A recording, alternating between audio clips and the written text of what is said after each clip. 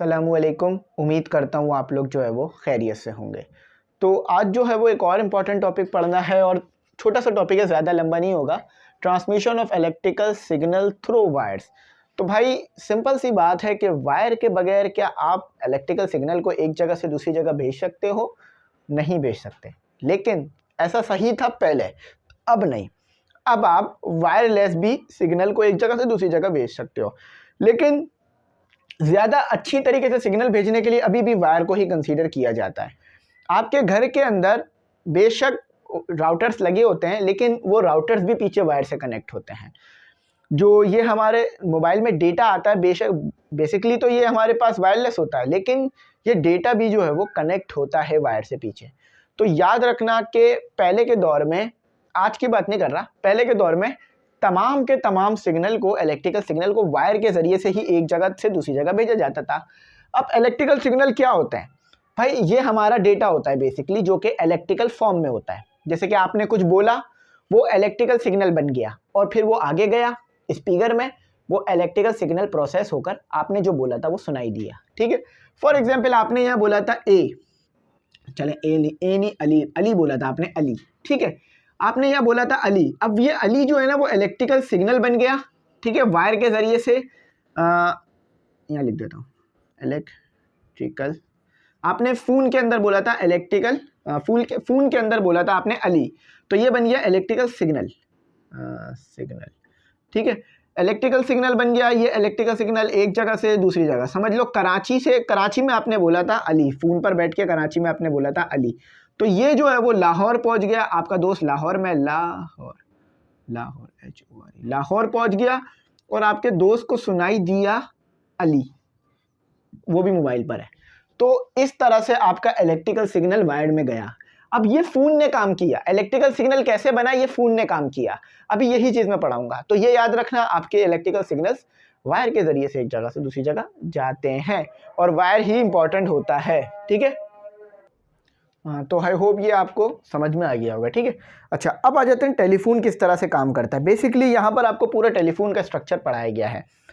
अब यहाँ पर जो सबसे पहला टेलीफोन मतलब जो बनाया गया था, जिसमें इलेक्ट्रिकल सिग्नल्स थे, यानी जिसमें इलेक्ट्रिकल सिग्नल एक जगह से दूसरी जगह गए थे, वो बनाया गया था 1864 में, सॉरी 74 में, 76 में, 1876 में वो बनाया गया था, जो कि बनाया था अलेक्जेंडर ग्राम बेल ने। अच्छा, इनके साथ एक और भी थे। ठीक है, तो एक और भी थे इनके साथ, लेकिन अब सिर्फ इनका ही नाम यहाँ पर लिखा गया है। Create a simple and basic telephone system to transmit audio as an electrical signal. तो देखो, जैसा कि मैंने समझाया, बिल्कुल ये उसी प्रिंसिपल पे काम करता था। कैसे कि यहाँ पर आपके पास टेलीफोन में क्या क्या चीज़ें होती हैं। एक आपके पास होता है जिसमें आप बोलते हो, ठीक है, माउथ पीस होता है एक आपके पास। टेलीफोन में आपके पास तीन चीज़ें होती हैं बेसिकली। ठीक है, एक होता है आपके पास mouth piece, MOUTH, mouth piece, PI। ठीक है, माउथ पीस जिसके अंदर आप जो है वो बोलते हो। अच्छा, दूसरा आपके पास आ गया रिसीवर। अब रिसीवर की तो ज़रूरत पड़ेगी ना, अगर रिसीवर नहीं होगा तो जो आपने बोला है वो दूसरे को कैसे सुनाई देगा? तो रिसीवर आ गया एक आपके पास। और एक उसकी वो जो बॉडी होती है जो कि डायल वाइल करने के लिए इस्तेमाल होती है, वो होती है आपके पास। ठीक है, टेलीफोन सिस्टम कह लो जिसे, या टेलीफोन का जो बॉडी है वो कह लो उसे। ठीक है, अच्छा अब देखें ये काम कैसे करता है। अब ये सिंपल ऐसे काम करता है कि ये रहा आपके पास टेलीफोन, मैं इसे यहाँ लिख देता हूँ टेलीफोन डायलर, मैं लिख देता हूँ इसे ताकि आपको समझ में आए, PHON, टेलीफोन डायल। ठीक है, जिस पर आप नंबर डायल करोगे ना, वरना अगर नंबर डायल नहीं करोगे तो फिर फ़ोन कहाँ लगाएगा वो, उसको खुद तो नहीं पता कि आपको कहाँ फ़ोन करना है। तो इसमें काम कैसे होता है भाई? देखो, एक हैंड, इसको ऐसे बना लेते हैं, एक हैंड आपका जो है वो कान के पास लगता है। कान के पास आपके क्या होता है? रिसीवर, यानी जो पीछे से आवाज़ आएगी वो आपको यहाँ सुनाई देगी। ये होता है आपका माउथ पीस, यहाँ पर आप बोलते हो। अब देखो यहाँ पर होता क्या है, इसके अंदर दो चीज़ें लगी हुई होती हैं, एक होती है डायफ्राम और एक होता है कार्बन। ठीक है, कार्बन का एक जो है वो आपके पास एक कार्बन लगे हुए होते हैं। अब डायफ्राम में जब आप बोलते हो ना, तो डायफ्राम वाइब्रेट करता है। डायफ्राम एक मेटल की चीज़ होती है, याद रखना, डायफ्राम जो है वो आपके पास एक मेटल का आपके पास होता है, डायफ्राम, DIAPHRAM। RAGM, ठीक है, डायफ्राम। डायफ्राम के पीछे लगा होता है कार्बन, डायफ्राम के पीछे लगा होता है कार्बन, ठीक है।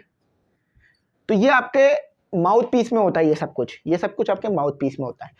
जब आप बोलते हो तो डायफ्राम वाइब्रेट करता है और कार्बन वाइब्रेट करने की वजह से, डायफ्राम के वाइब्रेट करने की वजह से कार्बन दबते हैं और एक इलेक्ट्रिकल सिग्नल जनरेट हो जाता है, एक इलेक्ट्रिकल सिग्नल जनरेट हो जाता है। वो सिग्नल फिर इस वायर के जरिए से दूसरी तरफ जाता है।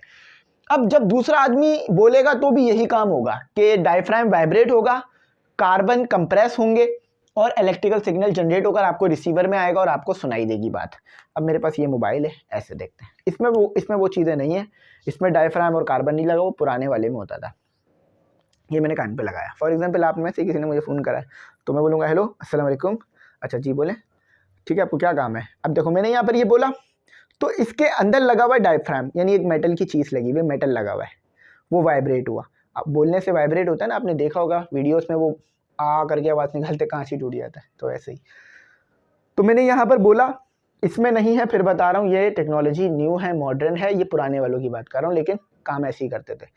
तो मैंने जब बोला वो डायफ्राम वाइब्रेट किया, उस डायफ्राम के, ये क्या हुआ देखें, इसे मैं लगाया हुआ था ना, तो डायफ्राम के वाइब्रेट करने से कार्बन पीछे, डायफ्राम के वाइब्रेशन से कार्बन पीछे हिले और वो जो कार्बन जो थे वो इलेक्ट्रॉनिकल सिग्नल में कन्वर्ट, उन्होंने एक इलेक्ट्रॉनिक सिग्नल बनाया।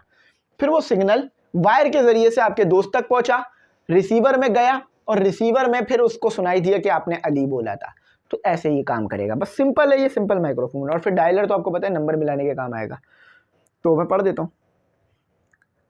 Electrical coil is attach to a vibrating diaphragm. अब देखो वाइब्रेटिंग डायफ्राम कह रहे हैं ना, एक इलेक्ट्रिकल कॉइल होती है, क्योंकि फिर वो जो इलेक्ट्रिकल सिग्नल आया उसको एक कॉइल के जरिए से तो आगे भेजोगे ना, ठीक है।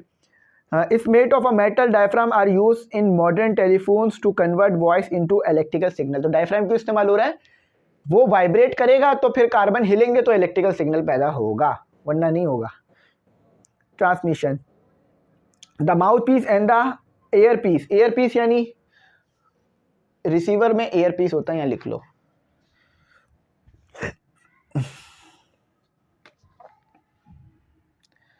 रिसीवर हटा दो, EAR, एयर पीस, PIEC। देखिए मैं आपको यहाँ पर एक बात बताता हूँ, मैं चाह रहा था कि मैं आपको बताऊँ कि ज़िंदगी में ना कभी कभार हमें कुछ चीज़ें नहीं मिलती, ठीक है। तो इसका मतलब ये नहीं है कि अब हम मायूस हो गए, हिम्मत हार दी, बस यही चाहिए था, नहीं मिली तो अब मैं बस ज़िंदगी जो है मेरी ख़त्म। मतलब फॉर एग्जांपल आपको कोई गाड़ी चाहिए थी ज़िंदगी में, आप किसी गाड़ी को ख़रीदने के लिए मेहनत कर रहे थे, आपको कोई घर खरीदना था, आपको और कोई चीज़ चाहिए थी ज़िंदगी में, नहीं मिली, अब क्या करें, तब कुछ ख़त्म, बस अब रोते रहें बैठकर एक कमरे में और सब कुछ ख़त्म कर दें। ज़रूर अगर आपको दुख हो रहा है तो इस बात का एहसास करें कि आपका दिल उस चीज़ के लिए लॉयल था, लेकिन अब यहाँ पर अपने आप को समझा लें कि अब मैंने मेहनत करना है और अब मैंने आस्तीनें चढ़ानी है और मेहनत कर कर हासिल करनी है उससे बेहतर चीज़। अगर आपको BMW चाहिए थी ना, BMW नहीं मिली, अब आप मर्सिडीज़ हासिल करेंगे, रॉयस रॉयस खरीदेंगे, लेकिन मेहनत करेंगे।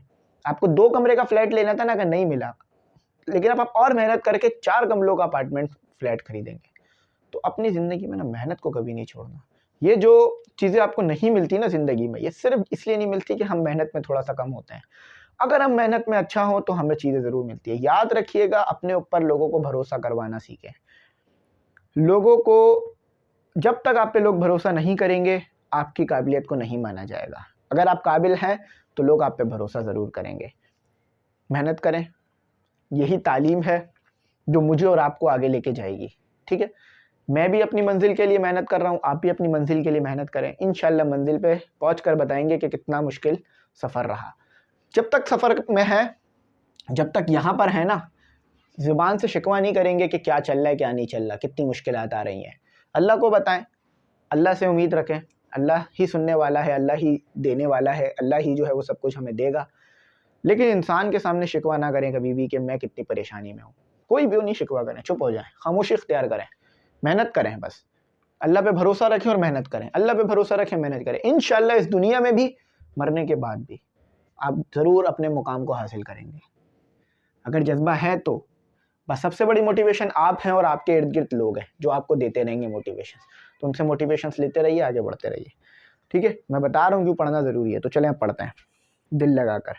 अ thin metal diaphragm and carbon granules are. अच्छा देखो, ये ग्रेनुल्स जो है ना, ये एक मेडिकल की भी इस्तिलाह है, लेकिन वो पीसेस में होते हैं कार्बन, जो कि पीछे हिलते हैं तो फिर इलेक्ट्रॉनिक सिग्नल पैदा करते हैं। Found in the mouth piece. याद रखना, अगर आपसे पूछ लिया जाए ना, ये डायफ्राम और कार्बन ये दोनों माउथ पीस में होते हैं, क्योंकि मैंने अभी बताया ना इस तरफ बोल रहा हूँ तो माउथ पीस इधर होगा तो इसमें लगे हुए होते हैं, ठीक है। The diaphragm vibrates as we speak the mouth piece and electrical current may travel through the wire because the diaphragm vibrate slightly. तो वही बात है, डायफ्राम वाइब्रेट करा तो पता इलेक्ट्रिकल करंट पैदा हो गया। अब यही करंट जो है वो आगे मूव करके आपके दोस्त के पास गया रिसीवर में, वहां पर एक इलेक्ट्रोमैग्नेटिक वेव पैदा हुई, ठीक है। इलेक्ट्रोमैग्नेट था उसमें, क्योंकि पीछे से करंट आ रहा है तो फिर वो इलेक्ट्रोमैग्नेट यानी करंट के आने की वजह से मैग्नेटिक फील्ड पैदा करेगा। मैग्नेटिक फील्ड में चेंज आएगा तो इलेक्ट्रिक फील्ड पैदा होगी। मैं बढ़ा चुका हूँ ये चीज़ें, बोलिएगा मत, कि मैग्नेटिक फील्ड में चेंज आने की वजह से इलेक्ट्रिक फील्ड पैदा होगी। यानी अब आ जाते हैं एयर पीस पर। एयर पीस में तो करंट आ गया, जो आपके दोस्त ने बोला था वो करंट की सूरत में आपको मिल गया, इलेक्ट्रॉनिकल सिग्नल में आ गया। अब वो वहाँ पर आपके कान के पास, आपने देखा होगा पुराने जो होते थे स्पीकर्स, उसके अंदर मैग्नेट होता था, तो वो जो मैग्नेट है वो इलेक्ट्रोमैग्नेट होता था, करंट के आने से मैग्नेट बन जाता था। फिर वो इलेक्ट्रिकल सिग्नल, मतलब फिर वो क्या होता था, मैग्नेट इलेक्ट्रोमैग्नेट होता था, मैग्नेटिक फील्ड पैदा करता था, मैग्नेटिक फील्ड में चेंज आने की वजह से इलेक्ट्रिक करंट पैदा होता था, जिसकी वजह से जो सिग्नल आया होता था वो सुनाई देता था, यानी जो बात आई होती थी। तो इस तरह से ये जो है वो पूरा का पूरा सिस्टम काम करता था। देखो आखिर में लिखा हुआ ना, changing magnetic field as a result of electric current as a result of the receiver thin metal diaphragm vibrating due to. अच्छा हाँ, ये बात याद रखना कि डायफ्राम जो है ना वो इधर भी लगा होता है, ठीक है। मैंने इधर तो समझा दिया था, इधर भी एक डायफ्राम होता है, क्योंकि फिर वो वाइब्रेट करता है तो आपको सुनाई देता है। तो डायफ्राम वाइब्रेट करने से इलेक्ट्रिकल सिग्नल पैदा होता है, डायफ्राम के दोबारा वाइब्रेट करने से आपको बात सुनाई देती है। आई होप समझ में आ गया होगा, बहुत सिंपल सा है लेकिन समझ में आ जाना चाहिए इंशाल्लाह। 11 मिनट लगे हैं, उम्मीद करता हूँ मेरी बात समझ में आ गई होगी। मैं काफ़ी टाइम से वीडियो रिकॉर्ड कर रहा हूँ, जैसे थोड़ा सा ना थक गया हूँ, तो अब थोड़ा आराम करूँगा, उसके बाद फिर आपके मैसेजेस का रिप्लाई करूँगा और तमाम चीज़ों को देखूँगा। तो आई होप मेरी बात समझ में आ गई होगी। Thanks for watching. अल्लाह हाफिज़। अपनी कीमती दुआओं में ज़रूर याद रखें।